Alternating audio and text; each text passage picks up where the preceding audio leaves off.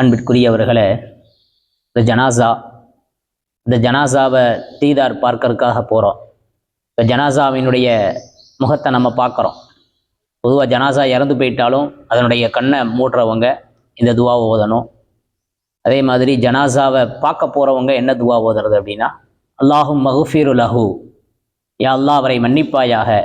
பெண்மையத்தாக இருந்தால் அல்லாஹும் மகுஃபிரு லஹா அப்படின்னு அந்த ஹாவை மாற்றி ஓதுறது.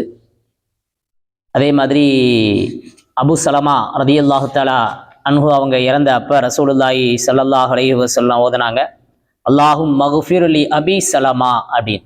இப்போ இந்த துவாவை ஓதையில் அல்லாஹும் மகுஃபிர் லி அப்துல்லா, அல்லாஹும் மகுஃபிர் லி அப்துல் ஜப்பார், அந்த லீக்கு அடுத்து அந்த பேரை நம்ம சேர்த்துக்கணும். யார் இறந்து போயிட்டாங்களோ அவங்க பேரை சேர்த்துட்டு அடுத்து இப்படி ஓதணும், அல்லாஹும் மகுஃபிர் லி அபி சலமா வர்ஃபா தரஜதஹு ஃபில் மஹ்தியீன் வஹ்லுஃப்ஹு ஃபி அக்பிஹி ஃபில் காபிரீன் வக்ஃபிர் லனா வலஹு யா ரப்பல் ஆலமீன் வஃப்ஸஹ் லஹு ஃபி கப்ரிஹி வனவ்விர் லஹு ஃபீஹி அப்படிங்கிற இந்த துஆவை ஓதணும்.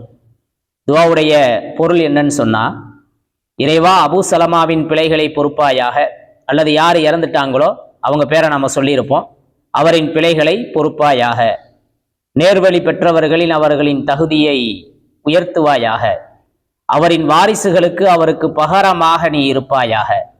உலக மக்களின் இறைவனே, எங்களுக்கும் அவருக்கும் பிழை பொறுப்பாயாக. அவரின் மண்ணறையை விசாலமாக்குவாயாக. அவரின் மண்ணறையை ஒளியாக்கி வைப்பாயாக. அப்படிங்கிற இந்த துஆக்களை நாம் என்ன செய்யணும், தீதார் பார்க்கும்போது அந்த ஜனாசாவுக்காக ஓதுறது சிறப்புங்கிறத நம்ம பார்க்குறோம். அல்லாஹ் அருள் புரியட்டும்.